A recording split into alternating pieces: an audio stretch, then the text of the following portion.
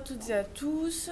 Aujourd'hui, je vais vous présenter un travail que j'ai réalisé pendant mon année de Master 2 il y a environ un an sur l'étude de la représentation de la nature chez l'enfant. C'est un travail que j'ai réalisé sous la direction de Patrick Rateau, professeur à l'université de Paul Valéry, en collaboration avec Ariel Cissot, ici présente, et Gladys Barragan-Jason. Non, c'est vrai. Pour commencer, donc, ma mesure, mon étude de la représentation sociale, elle s'inscrivait dans une étude qui est un peu plus large, qui portait sur les effets d'une intervention de sensibilisation sur la représentation de la nature et les comportements environnementaux chez les enfants. C'était des interventions qui étaient dispensées par l'Écolothèque. L'Écolothèque, c'est un accueil de loisirs qui est situé à Montpellier et qui a pour objectif de sensibiliser, de faire acquérir des connaissances aux enfants autour du développement durable et de la nature. Sur la gauche de la diapo, vous pouvez voir des types de mesures qui étaient présentées donc, dans l'étude de Gladys, Ariel Cissot et ses étudiantes. Donc on avait une question ouverte pour la définition de la nature. Pour toi, qu'est-ce que c'est la nature ? Une question sur la représentation des êtres vivants, et à ça s'est ajouté du coup ma mesure de la représentation sociale de la nature. Voilà. Une représentation sociale, c'est un ensemble d'opinions, de croyances, d'informations, de valeurs qui vont être partagées à propos d'un objet et partagées par un groupe. Dans la vie, on doit un peu savoir voilà, comment est-ce qu'on va se comporter, il faut qu'on s'adapte au monde, il faut qu'on le maîtrise, qu'on identifie un peu comment fonctionnent les gens, comment est-ce que nous on a envie de fonctionner. Et en fait, par rapport à ça, on va fabriquer des représentations à propos d'objets, de personnes. Et ces représentations sociales, elles vont nous aider un peu à agir et à interagir avec les gens. Et aussi à construire une image de certains sujets. C'est donc toujours une représentation d'un objet, de quelque chose, par quelqu'un. Elle a une origine vraiment individuelle et sociable. Elle est caractérisée par ce groupe, en fait, par lequel elle va être partagée. Ça va constituer une modalité de connaissance dite de sens commun, c'est-à-dire que ça va permettre un peu une grille de lecture pour interpréter son environnement. Et donc, cette représentation, elle va être composée de différentes choses, mais elle va du coup aussi avoir des répercussions dans notre vie. Comme je vous disais, elle va pouvoir un peu orienter nos comportements, nos attitudes par rapport à un objet. Il y a deux conditions minimales qui doivent être réunies pour l'émergence d'une représentation. C'est que l'objet doit assurer d'abord une fonction de concept dans lequel vont se retrouver toute une série d'objets. Par rapport à la nature, on peut penser à la protection de l'environnement. Enfin, il y a plusieurs prismes par lesquels on peut voir ça. L'objet occupe également un espace du coup, dans les communications parce que, comme je vous disais, c'est quelque chose de collectif qui se construit en groupe. Donc il faut qu'on puisse en parler, qu'on puisse échanger autour de ça. Et puis il y a aussi un aspect qui se rapporte aux pratiques. Donc c'est quelque chose avec lequel on doit avoir un lien dans nos comportements. C'est pas seulement quelque chose au niveau justement d'une représentation mentale. C'est quelque chose qui va s'inscrire dans la réalité. Et puis il va y avoir aussi, dans mon cas par exemple, vu que je m'intéressais aux enfants, toutes les pratiques socioculturelles qu'ils vont avoir à l'égard de l'objet de nature. Donc par exemple les jeux qu'ils vont pouvoir faire, les sensibilisations qu'ils vont avoir par rapport à tout ça. Les représentations sociales, elles ont plusieurs fonctions, j'en ai déjà dit quelques-unes, mais elles ont d'abord une fonction de savoir, c'est-à-dire que par rapport à notre groupe, ça va nous permettre d'avoir une grille de lecture de notre environnement. Ça va aussi avoir une fonction identitaire, parce que ça va nous permettre de nous identifier à quelque chose, de sauvegarder un peu cette identité qu'on va avoir dans notre groupe. Ça va aussi, et c'est ce qui m'intéressait, avoir une fonction d'orientation, puisque comme je vous l'ai dit, c'est pas seulement une représentation mentale, elle s'inscrit vraiment dans cette réalité, dans nos comportements, nos attitudes. Et elle va avoir aussi une fonction justificatrice, c'est-à-dire qu'elle permet aux individus d'expliquer un peu leur comportement, leur action par rapport à l'objet de la représentation. Une représentation sociale, c'est organisé donc avec différentes parties. On va avoir donc le noyau central qui est vraiment donc, ce qui va être une caractéristique commune à l'intragroupe, c'est-à-dire toutes les personnes du groupe, la majorité des personnes du groupe vont partager les éléments qui vont se trouver dans ce noyau central, c'est ce qui va donner finalement le sens. Et il va y avoir toute une organisation aussi autour de ce sens, des termes qui vont être évoqués. Ensuite, on va avoir une zone qui est un peu plus distante du noyau central, mais quand même très proche. Et ça, c'est ce qu'on va appeler la zone potentielle de changement. C'est-à-dire que c'est des éléments qui sont partagés par pas mal d'individus, mais qui ne sont pas encore dans le noyau central au niveau de leur importance. Mais potentiellement, à certains moments, ils peuvent rentrer dans le noyau central. Et après, on a les zones périphériques qui, elles, vont plus servir d'interface entre le noyau central et la réalité. C'est-à-dire qu'en fonction des contextes, on va pouvoir adapter nos comportements. C'est-à-dire on a une représentation, mais cette représentation, elle est modulaire. On peut l'adapter en fonction du contexte dans lequel on se trouve. Moi, je voulais m'intéresser à la représentation sociale de la nature et finalement, dans la littérature, je me suis rendu compte que c'était très peu étudié, malgré le fait que très tôt, des auteurs aient relevé l'intérêt en fait, de pouvoir étudier ça chez les enfants pour voir un peu comment ça se construisait, ces représentations. Dans une revue de littérature qui s'intéressait justement donc représentation sociale dans l'enfance, il y a seulement 17 études qui portent sur la population sur laquelle je m'intéressais, 3-14 ans, pardon, sur les 47 incluses, et finalement aucune ne parle d'environnement. Donc ce qu'on a fait, nous, c'est qu'on s'est dit, on va aller interroger des enfants et on va comparer la représentation des enfants à celle des adultes pour voir un peu s'ils partageaient la même représentation autour de cet objet qui est la nature. Parce que finalement, on s'est dit, les enfants, ils sont inscrits aussi dans un contexte qui est social, avec leurs pratiques familiales, leurs pratiques à l'école, leurs groupes, les activités qu'ils peuvent faire. Donc on s'est dit, ça peut être intéressant de voir un peu qu'est-ce qui ressort de cette représentation. Donc pour ce faire, on a utilisé la méthode de l'association libre qui a été développée par Vergès. C'est une technique dite indirecte qui est basée sur l'accessibilité en mémoire. En fait, ça consiste à demander aux participants, ok, quand je vous présente par exemple tel mot, la nature, donc ça va être l'objet de la représentation, qu'est-ce qui vous vient spontanément à l'esprit? Là, on va recueillir, nous dans notre cas c'était 3 termes parce que c'était des enfants, mais on peut aller jusqu'à 5, on peut en recueillir plus. Et dans un second temps, on leur demande de nous hiérarchiser ces évocations en leur disant quelle est la plus importante pour toi par rapport à l'objet de la représentation, ici la nature. Et ça va nous permettre vraiment d'accéder au noyau central. C'est-à-dire qu'ils vont dire des mots, et puis après, en fonction de comment ils vont les classer, nous, on va pouvoir établir ce schéma que je vous ai présenté tout à l'heure avec le noyau central et les autres éléments qui composent la représentation.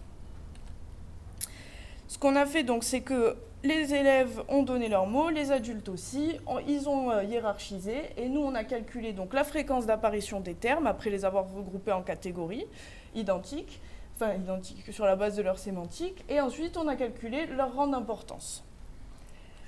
Ça nous a donné du coup 10 catégories, 10 chez les enfants et 9 chez les adultes. Donc on s'est rendu compte qu'il y avait 6 catégories qui étaient identiques.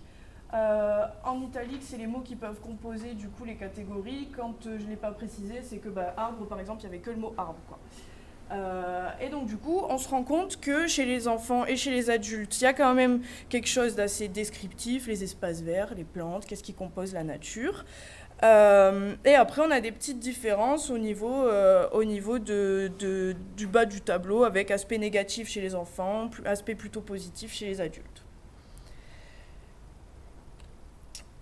On a aussi fait un contexte de substitution, ça s'appelle, c'est-à-dire qu'on a demandé aux enfants, une fois qu'ils avaient classé leurs mots, on leur a dit, ok, maintenant essaye de te placer essaye de t'imaginer à la place d'un adulte, comment est-ce qu'ils classeraient les mots que tu as pu donner toi?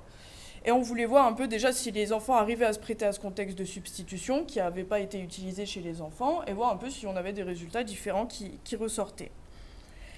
Donc, d'abord, on va s'intéresser au graphique de gauche. Donc, en contexte standard, quand on demande aux enfants, qu'est-ce qui te vient à l'esprit, voilà ce qui ressort. Donc c'est intéressant parce que déjà on se rend compte qu'entre le groupe d'enfants et d'adultes, on a ce qu'on appelle une représentation conjointe, c'est-à-dire que dans le noyau central, le plus petit rond, on retrouve les espaces verts, avec d'ailleurs la même fréquence et le même rang d'apparition. On avait des très petits échantillons, mais voilà, c'est quand même intéressant de voir que finalement dans ce noyau central, on retrouve cette notion d'espace vert.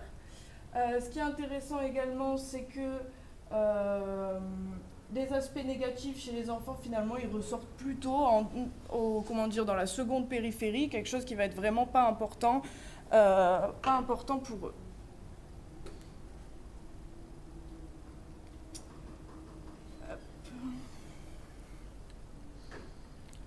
Là, il n'y a plus le contexte de substitution et contexte standard, ça n'apparaît pas sur la diapo, mais ça y était. Mais du coup, donc ça c'est le contexte de substitution. Quand on leur demande, ok, bah, comment un adulte, à votre avis, il aurait classé vos mots, ben, c'est intéressant parce qu'on se rend compte que la protection, qui était quelque chose vraiment distant de leur représentation, qui n'avait pas d'importance pour eux, pas vraiment d'importance, quand ils le notent comme les adultes le feraient, pour eux, apparemment, ça prendrait plus d'importance si c'était un adulte qui avait classé leurs mots ou qui avait produit leurs mots. Donc ça, c'est intéressant de voir que finalement, bah, ils arrivent quand même à se prêter à ce contexte de substitution, c'est-à-dire à évaluer différemment les mots, et aussi que bah, pour eux, ça c'était pas forcément important, mais quand ils se mettent dans la place des adultes, bah, ça y est. Et par contre, on voit que la beauté, bon là la flèche elle n'est pas calée, mais la beauté qui était plutôt un truc qui arrivait dans la première périphérie, ils vont plutôt le noter maintenant comme quelque chose de distant et de moins important pour les adultes. Et donc, comme je vous disais, cette étude, elle s'inscrivait dans une autre étude. Et donc, ce qu'on a fait aussi, c'est que l'étude qui permettait d'évaluer un peu l'intervention de sensibilisation à la nature, il y a eu des mesures qui ont été faites avant et après. Et nous, on a rajouté notre mesure de représentation sociale. Et ce qu'on s'est rendu compte, c'est qu'il n'y avait pas de changements vraiment structuraux au niveau du noyau central dans la représentation.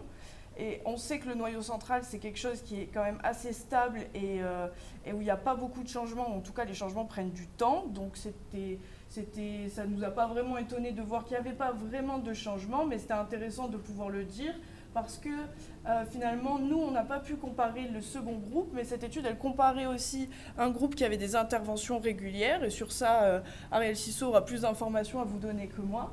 Mais donc, pas d'effet de cette intervention sur la représentation sociale de la nature. Par contre, on a remarqué que les enfants avaient un vocabulaire un peu plus riche au niveau des animaux, c'est-à-dire qu'ils donnaient un peu plus d'animaux différents après l'intervention. Et on a vu aussi que les aspects négatifs qui avant étaient considérés vraiment comme assez loin dans la représentation sociale, ils sont passés dans les éléments contrastés. Et les éléments contrastés, c'est ce qui va potentiellement être une source de changement après. Donc ça, c'était assez intéressant de voir ce changement. Donc finalement, qu'est-ce qu'il faut retenir de cette étude? C'est que les enfants arrivent à utiliser un contexte de substitution, c'est-à-dire de se placer à la place de l'adulte, et ils vont même modifier leur ordre d'importance. En contexte de substitution comme un adulte, ils considèrent la protection comme plus importante pour définir la nature selon les adultes que quand ils répondent dans leur nom. Quand on compare la représentation chez l'enfant et chez l'adulte, on se rend compte qu'il y a un élément commun, mais qu'après les compositions elles vont être différentes. Notamment par exemple chez les enfants il y avait cet aspect négatif et puis c'était très descriptif dans les mots qu'ils utilisaient, alors que chez l'adulte on a vu plus des mots qui pouvaient être liés à des pratiques, à ce qu'a pouvait apporter la nature, comme par exemple relaxation, bol d'air frais, évasion. Donc on trouvait ça intéressant de voir que finalement on avait quand même quelque chose de plus riche chez l'adulte. On s'est rendu compte aussi, comme je vous le disais à la fin, que il n'y avait pas vraiment eu d'effet de l'intervention de sensibilisation, même s'il y avait quelques productions qui étaient plus riches. Voilà, merci pour votre écoute.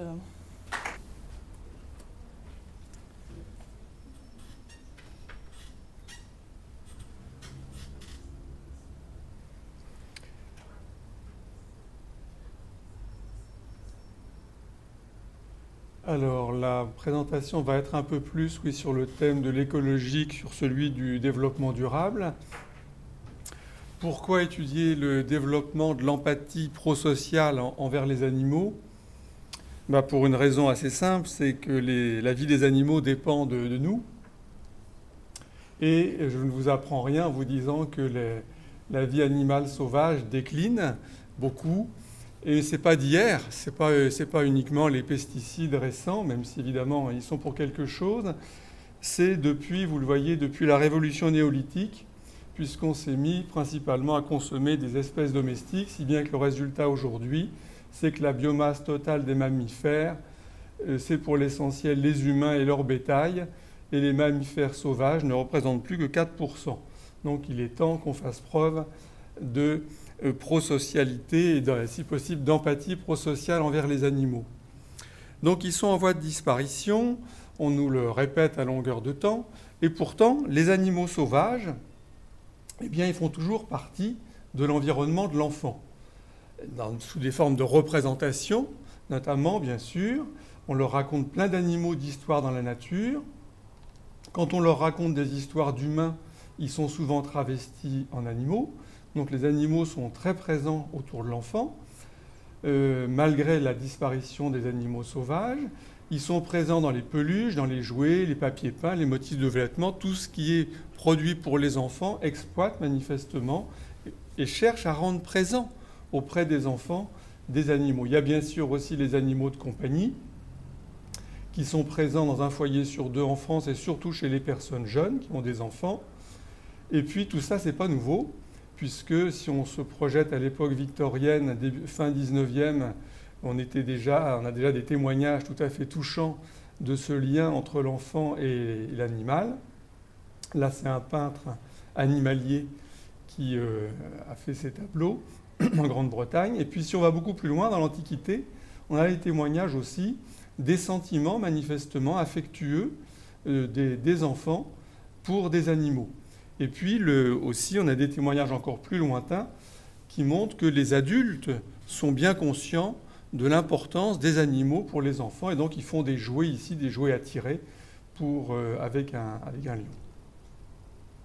Donc ça persiste malgré, on pourrait dire, la numérisation qui progresse à grande vitesse de l'environnement de l'enfant, qui fait qu'il est souvent plus attiré dès le berceau par un smartphone que par un objet avec des propriétés tactiles plus riches que lui propose une femme.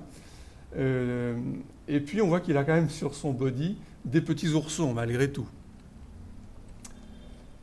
Donc on a l'impression, tout ça, ça donne l'impression que l'enfant a besoin de ce rapport direct avec une autre vie animale que la sienne et qu'il a un intérêt pour les autres animaux et que cet intérêt vient de loin. Et puis on a l'impression que les adultes aussi s'en rendent compte, d'où la question, quelle est la psychogenèse de cette empathie spécifique, cette empathie prosociale envers les animaux? Les débuts de l'étude de l'empathie, eh bien, ça commence avec les débuts de la psychologie, à la fin du XIXe siècle. C'est Willem Preyer, qui, vous le savez ou pas, est un des fondateurs de ce qu'on appelle aujourd'hui la psycho du développement, qui n'existait pas encore vraiment à l'époque, qui, dans ce gros livre fondateur, L'âme de l'enfant, fait ce que Piaget a fait aussi, et bien des développementalistes. Il a observé son enfant quand il est né, et à 19 mois, il observait ceci. Il contempla, donc son fils, un jour, pendant 2 minutes pleines, et avec la plus grande attention, un rouge-queue qui se promenait dans le jardin, puis il essaya 5 ou 6 fois, assez bien, d'en imiter le piaillement. Tout au long de son livre, Preyer est focalisé sur l'imitation. C'est ça ce qui l'intéresse comme processus, comme mécanisme du développement. Et alors là, on tire 2 choses de cette observation, que j'ai abrégée naturellement. La contemplation de l'oiseau absorbe toute l'attention de l'enfant, et il est comme dans un rêve. Mais Preyer ne parle pas d'empathie encore, et pour cause. 1880, c'est l'époque où on invente le concept d'empathie. En gros. C'est Henri Wallon qui, dans Les origines du caractère, un demi-siècle plus tard, reprend cette observation et qui va souligner que c'est le type même d'un processus d'empathie. Alors il reprend l'observation de Preyer. Il arrive souvent que le petit enfant s'absorbe à regarder ce qui l'intéresse comme s'il y était incorporé. C'est par exemple le fils de Preyer qui demeure comme hypnotisé à la vue d'un oiseau pépiant devant lui et qui en imite le cri. La scène contemplée efface la distinction de soi et d'autrui, car la tendance primitive est de la mimer, sinon toujours en geste, du moins en attitude, de la vivre subjectivement. Donc Wallon, là, évidemment, va exploiter ça après dans sa théorie pour nous expliquer comment l'enfant est connecté émotionnellement dès les débuts de la vie. Et donc il y a bien un mimétisme affectif qui réalise un transfert de soi en autrui, ou Einfühlung, c'est le concept d'empathie. Donc l'empathie est un moyen précoce et durable pour comprendre l'autre. Preyer a bien mis en évidence, sans s'en rendre compte, un cas d'empathie envers un oiseau, d'un jeune enfant envers un oiseau. Et cette empathie est une voie d'accès privilégiée pour se connecter émotionnellement à un animal. Ce sur quoi Henri Vallon, on le sait, a insisté beaucoup, c'est que l'empathie, ce n'est pas forcément la gentillesse, comme on l'emploie au sens courant du terme. L'empathie, un de ses devenirs, notamment, qu'a étudié Vallon, c'est la jalousie. Puis Vallon était aliéniste. Il a aussi montré que l'empathie peut se traduire plus tard par des délires de jalousie, etc. Donc là, on s'intéresse tout spécialement à l'empathie prosociale. Donc la prosocialité, on l'étudie, je dirais, sous ce terme-là depuis moins longtemps. C'est la motivation à se soucier de l'autre, à vouloir lui venir en aide, à coopérer, etc. Toute conduite prosociale n'est évidemment pas sous-tendue par de l'empathie. Ça peut être simple convention qu'on respecte, et de la même façon, tout comme toute empathie n'est pas prosociale. Donc c'est pour ça que c'est important de distinguer les deux. Et à propos de la prosocialité, s'il y a bien une différence entre hommes et femmes, entre garçons et filles, qui est solidement établie et qui est la plus large, c'est le fait que chez les filles et les femmes, le niveau de prosocialité est beaucoup plus élevé. Et on va avoir l'occasion d'y revenir. Alors, envers les animaux, l'empathie prosociale, comment on argumente les recherches? Un de ceux qui l'a le mieux argumenté, je pense, c'est Martens, qui a publié dans la revue Animals, et qui écrit donc « Comprendre les attitudes des jeunes générations envers les animaux peut nous aider à comprendre la soutenabilité des futures sociétés, pour autant que notre attitude envers les animaux est centrale dans le débat sur la soutenabilité. » Alors il nous dit deux choses. Il nous dit l'empathie prosociale envers les animaux est au cœur de notre rapport au monde vivant, y compris d'un point de vue développemental, du point de vue de la formation de notre rapport au monde vivant. Et il nous dit aussi que la psychogenèse de cette émotion, eh bien, elle est certainement révélatrice de notre manière de prendre en compte ou non, en grandissant, la question écologique. On peut distinguer en général deux formes d'empathie prosociale qui ont été étudiées, et puisqu'on est ici dans le temple de Piaget, on va en appeler une concrète et une autre abstraite. L'empathie concrète, c'est le fait de se mettre à la place d'un animal particulier, singulier, qui souffre, à qui un autre humain inflige une souffrance. Donc c'est quelque chose de perceptible en général. Et dans un des questionnaires qui porte et que j'ai utilisé pour évaluer cette empathie concrète, un exemple d'item, c'est quand je vois qu'on fait du mal ou qu'on embête un animal, j'aimerais bien lui venir en aide. Et il y a très peu de recherches dessus. Une des rares qui compare des classes d'âge, c'est celle de Menor Campos et collaborateurs qui montre que le niveau est plus élevé à 9-11 ans qu'à 7-8 ans. Donc il y aurait un progrès, si on veut, de la compassion envers les animaux. La deuxième forme, l'empathie abstraite, donc elle, c'est beaucoup plus le souci de la cause animale, de la souffrance animale en général. Et c'est là-dessus que la majorité des recherches chez l'adulte comme chez l'ado ou l'enfant ont été faites. Et un des instruments les plus utilisés, c'est celui de Herzog, avec des items, là la cotation est inversée. C'est une bonne chose d'utiliser des animaux pour la recherche médicale.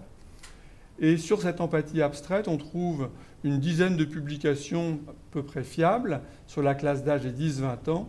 Et quand il y a une différence d'âge, le plus souvent, c'est une baisse. Comment on interprète la baisse?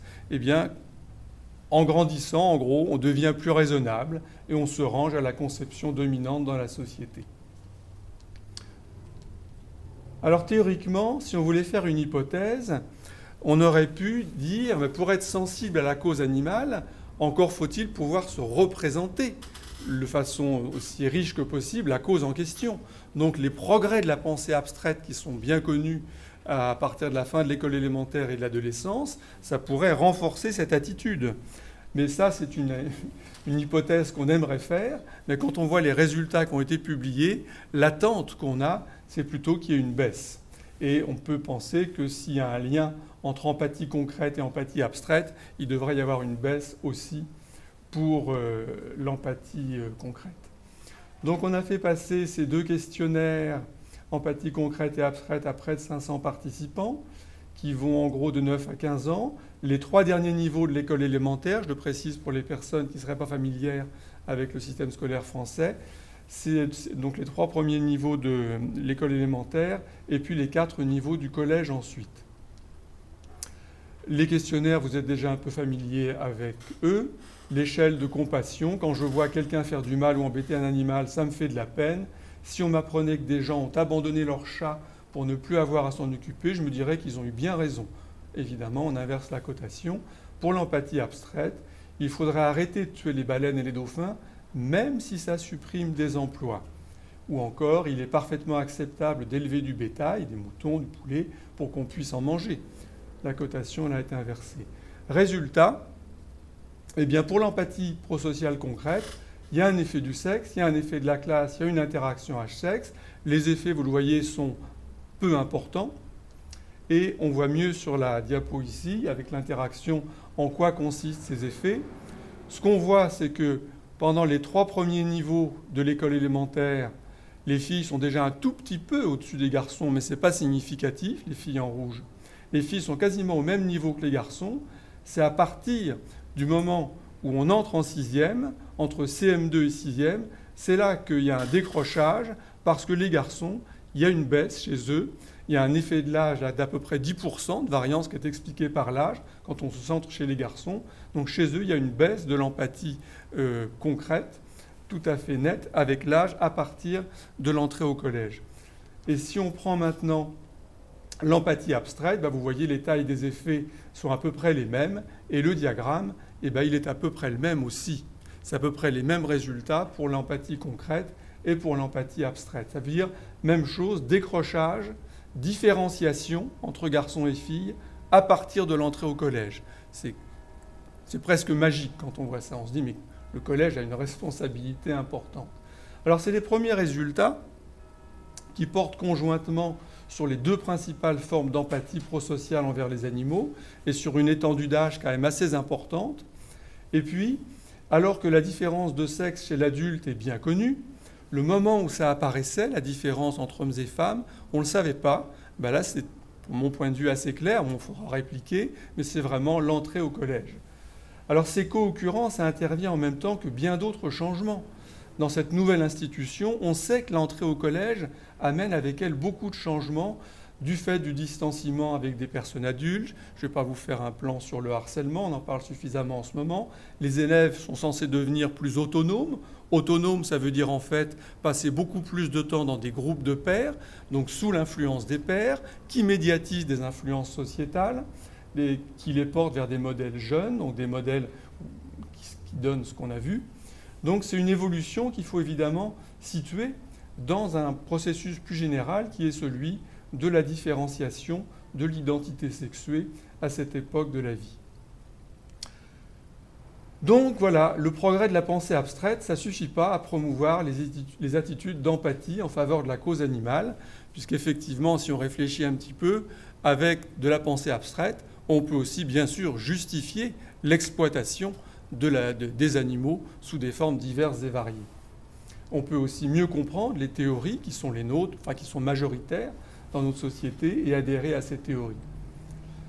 Donc voilà, avec l'entrée dans l'enseignement secondaire, les garçons se déclarent de moins en moins sensibles à la souffrance animale, de plus en plus favorables à l'utilisation des animaux comme ressources parmi d'autres. Donc en gros, on s'endurcit quand on est garçon à ce moment-là, on adopte les normes d'expression des émotions de l'âge adulte et qui sont les normes typiques de son sexe. Alors si on reprend le propos de Martens tout à l'heure, si la psychogénèse de cette empathie est révélatrice de notre prise en compte de la question écologique, évidemment c'est un petit peu inquiétant de voir que les garçons en moyenne évoluent de cette façon. Et c'est à contre-courant de certaines évolutions de société, puisque vous le savez, il y a un grand essor des pratiques de soins et d'éducation qui utilisent la médiation animale. Page de publicité pour l'Université Paris-Nanterre, on vient d'ouvrir une licence professionnelle, métier de la relation à l'animal compagnon, médiation, éducation, comportement. On a un nombre de demandes absolument insensé. Alors pourquoi on a ouvert cette licence? Parce que beaucoup de gens s'improvisent pour faire de la médiation animale et font souffrir et les animaux et les patients qu'ils prennent en charge. Donc on s'est dit que c'était important que, puisqu'on a des éthologues à Nanterre, que les éthologues et les psychologues soient porteurs d'une licence pro, une première formation dans ce domaine, que ce soit dans le domaine de l'éducation ou de la médiation.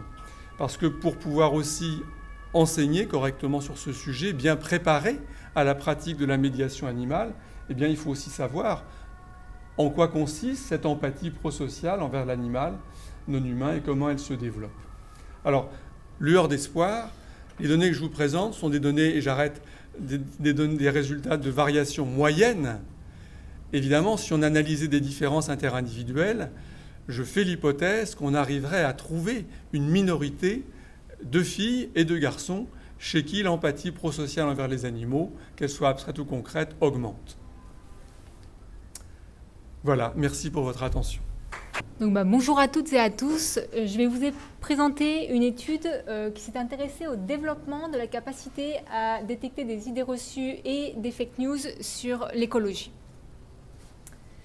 Donc, les actualités récentes ont révélé que des événements tels que l'augmentation des températures qui génèrent des catastrophes environnementales comme des incendies ou encore des pénuries en eau sont de plus en plus fréquents et font de la question environnementale une question majeure de société. Donc c'est dans ce contexte que l'on s'est intéressé à étudier les connaissances des individus en matière d'écologie et plus particulièrement de mieux comprendre les processus qui sous-tendent la capacité à distinguer les vraies des fausses informations en matière d'écologie, et ce tout au long de la vie. Donc on sait que détecter le vrai du faux est un processus cognitif qui est relativement complexe. Également, des études récentes ont montré que la capacité à évaluer une information repose sur des capacités de raisonnement analytique, du moins chez l'adulte. Également, cette capacité à évaluer des informations nécessite des connaissances scientifiques de base solides. D'autres études ont montré que le niveau d'éducation et le statut socio-économique modulent l'évaluation de la véracité d'une information. Et lorsqu'il s'agit d'informations en lien avec l'écologie, il a été montré que les attitudes à l'égard des questions environnementales sont liées à l'évaluation de la véracité d'une information. Alors, l'ensemble des processus cognitifs qui sont impliqués dans l'évaluation d'une information ont été largement étudiés, mais notamment chez l'adulte. Mais finalement, peu d'études sont intéressées aux adolescents, et notamment à la manière dont les adolescents, pourtant natifs du numérique, vont évaluer et percevoir des informations, notamment en ligne. Pourtant, il paraît intéressant d'axer nos recherches sur cette période de l'adolescence, qui est une période de développement particulière, caractérisée par des changements cognitifs et également par une sensibilité au contexte social accru. Donc, du fait de leur spécificité socio-cognitive, mais également de leur utilisation accrue des réseaux sociaux, les adolescents sont plus à risque d'être confrontés à des fausses informations. Également, des études assez récentes ont montré que les adolescents présentent des difficultés à évaluer efficacement des informations en ligne. Bien qu'ils aient ces difficultés, la plupart des adolescents se perçoivent pourtant efficaces pour détecter les fausses informations, et même plus efficaces que leurs amis, leur famille ou encore la population en général. Bon, il y a quand même une infime partie des adolescents qui ne vont pas croire systématiquement aux fausses informations.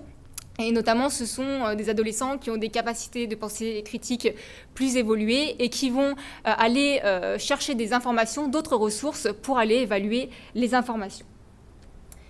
Également, les adolescents qui se déclarent bons pour évaluer les informations sont souvent les moins compétents, et notamment pour aller vérifier les faits, alors que les jeunes qui sont compétents font preuve de curiosité scientifique et ont en général des connaissances assez larges dans différents domaines.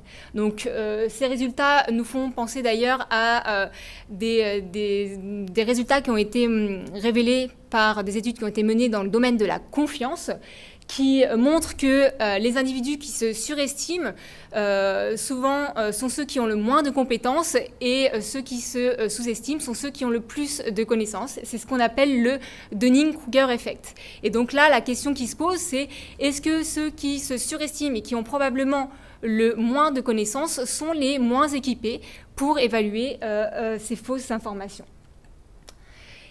Alors, on sait également qu'il y a de nombreuses études qui sont intéressées à étudier la capacité à détecter le vrai du faux dans différents domaines, et en particulier dans le domaine de la santé, de la politique, mais peu d'études se sont intéressées au domaine de l'écologie. Pourtant, ça semble assez important actuellement du fait de l'augmentation de la fréquence de ces catastrophes environnementales.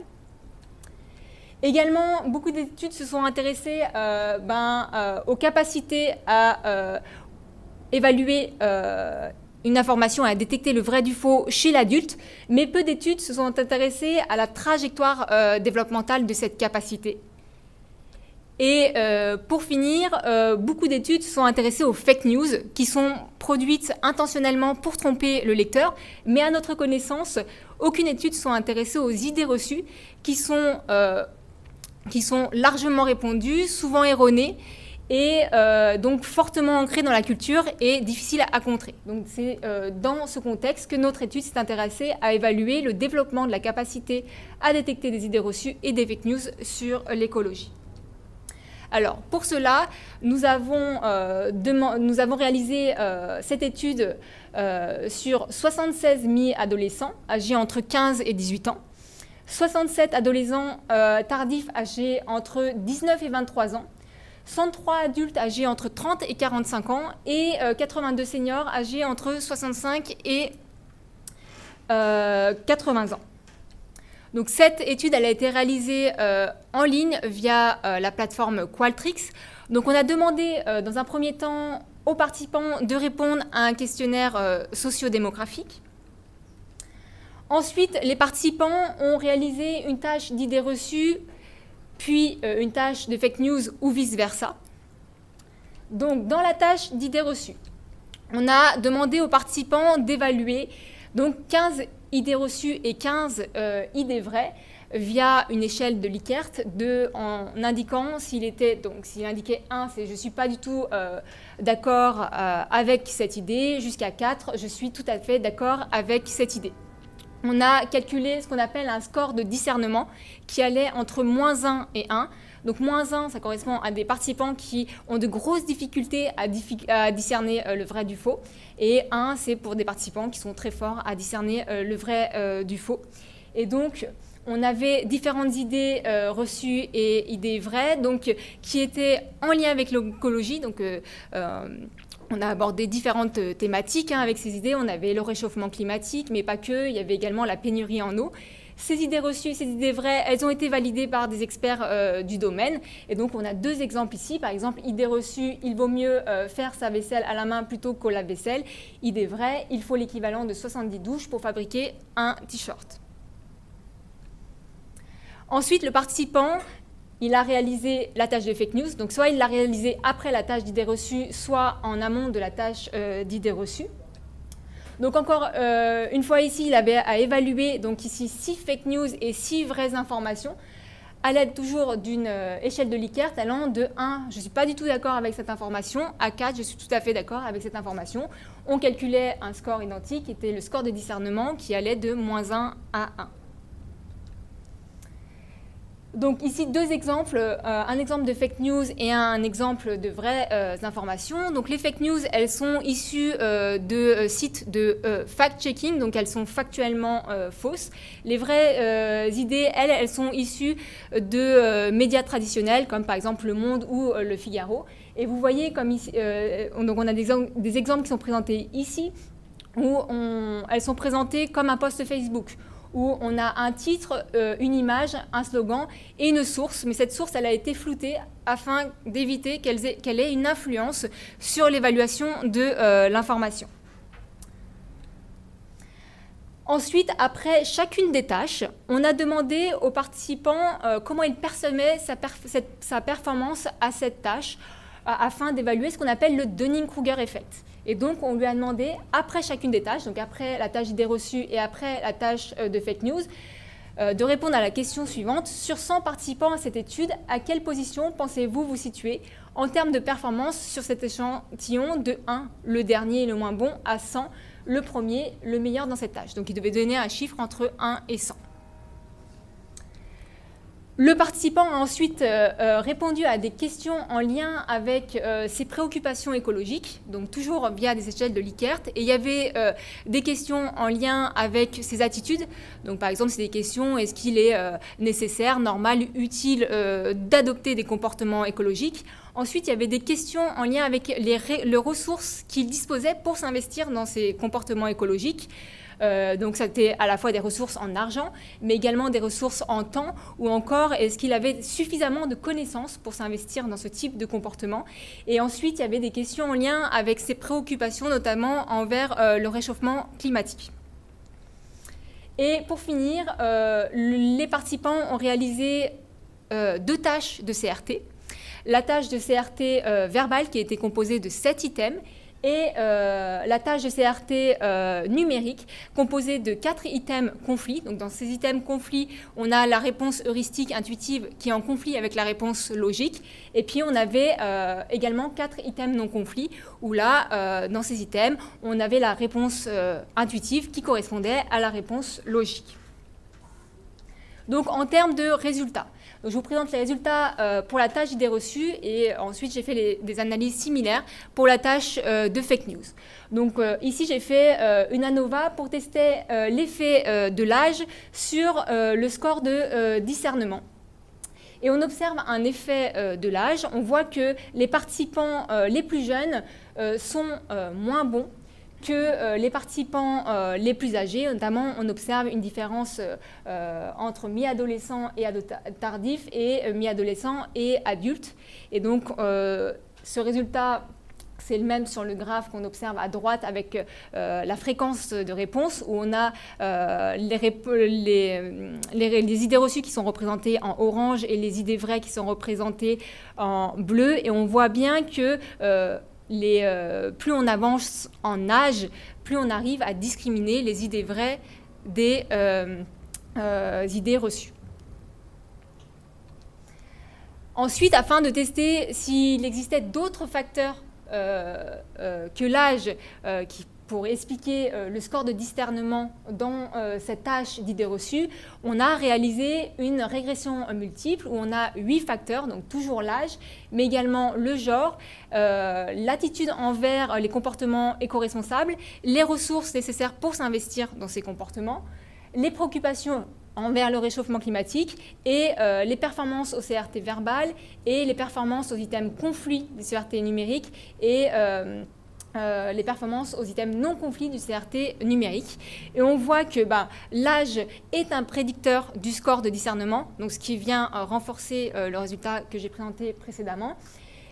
Également, on voit que l'attitude et les préoccupations envers le réchauffement climatique sont également des prédicteurs du score de discernement dans cette tâche d'idées reçues.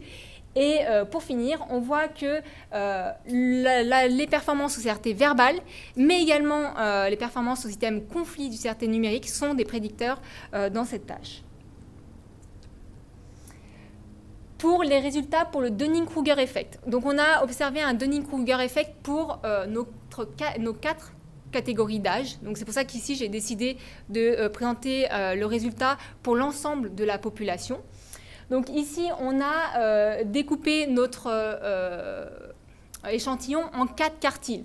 Donc on a le bottom quartile, donc on va dire le quartile 1-1, le Q1, qui sont les participants les moins performants. Et puis le top quartile, qui sont les participants les plus performants.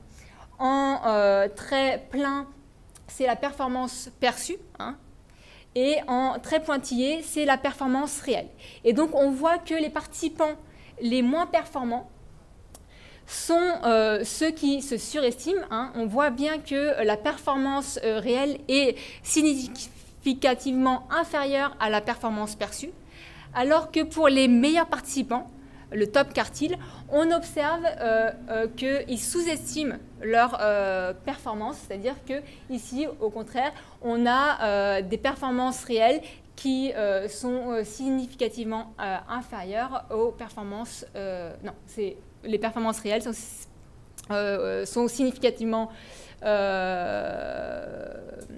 supérieures, aux performances perçues.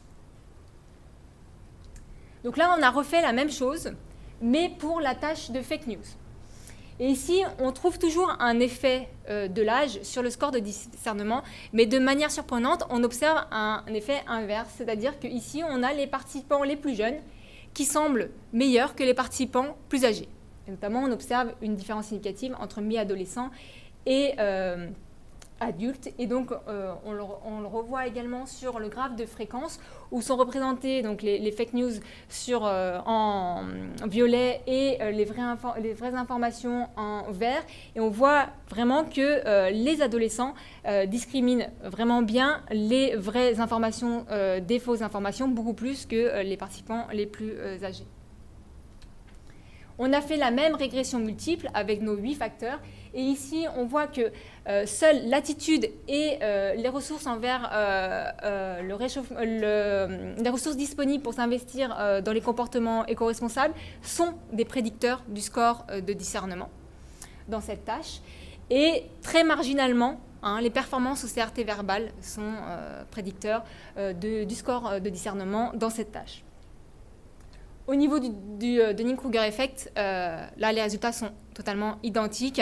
Encore une fois, j'ai un Dunning-Kruger effect pour mes 4 catégories d'âge. Donc, j'ai présenté qu'un graphique et on voit bien que les participants les moins performants se surestiment et les participants les plus performants se sous-estiment. Donc, pour conclure, on a vu qu'on observe de moins bonnes capacités des mi-adolescents à détecter des idées reçues versus des idées vraies que les participants les plus âgés. Donc, on peut penser que les idées reçues, elles sont ancrées dans la culture, donc probablement qu'elles nécessitent des capacités cognitives de haut niveau et des connaissances générales solides. Et donc cela peut s'expliquer par le fait que chez ces adolescentes tardives, les capacités cognitives ne sont pas encore matures. Et donc ça, c'est d'ailleurs confirmé par notre régression multiple, où on a vu qu'il y a à la fois l'âge, mais également les performances au CRT verbal et aux items conflits du CRT numérique qui viennent prédire les scores de discernement dans cette tâche. Alors, on observe au contraire un schéma inverse pour la tâche de fake news, où on a les mi-adolescents qui présenteraient de meilleures capacités à détecter les fake news que les participants les plus âgés. Donc ici, 2 explications possibles. C'est que la première, c'est que les fake news, elles seraient moins enracinées dans la culture et elles feraient probablement moins appel à des capacités cognitives. Et encore une fois, ça aussi, c'est confirmé par nos résultats dans l'analyse de régression multiple, où on voit que finalement, les performances au CRT, elles ne sont pas, ou que marginalement, des prédicteurs du score de discernement. Et également, les mi-adolescents de notre échantillon, ils ont suivi des cours sur le réchauffement climatique au cours des 12 derniers mois, donc uniquement sur le réchauffement climatique, pas sur l'écologie en général. Et donc peut-être que ça a facilité leur évaluation critique de ces informations en lien avec l'écologie. Également, nous avons observé que les capacités à détecter le vrai du faux dans le domaine de l'écologie, elles sont prédites par les attitudes, les ressources et les préoccupations envers les questions environnementales. Donc, probablement que les participants qui ont un intérêt particulier pour ces questions environnementales sont également des participants qui ont davantage de connaissances dans le domaine. Ce sont également probablement des participants qui sont plus instruits, qui ont un statut socio-économique plus élevé, et toutes ces variables sont prédictrices de la capacité à évaluer des vraies informations, des fausses informations dans ce domaine. Et pour finir, on a observé un Dunning-Kruger effect à tous les âges de la vie, lorsqu'il s'agit de détecter le vrai du faux dans le domaine de l'écologie. Et donc ici, peut-être qu'il faut se poser la question s'il n'est pas nécessaire finalement d'apporter des connaissances dans le domaine de l'écologie chez les plus jeunes afin qu'ils évitent de tomber dans le piège des fausses informations, tout en pensant avoir un bagage solide de connaissances dans le domaine. Je vous remercie de votre attention. Alors...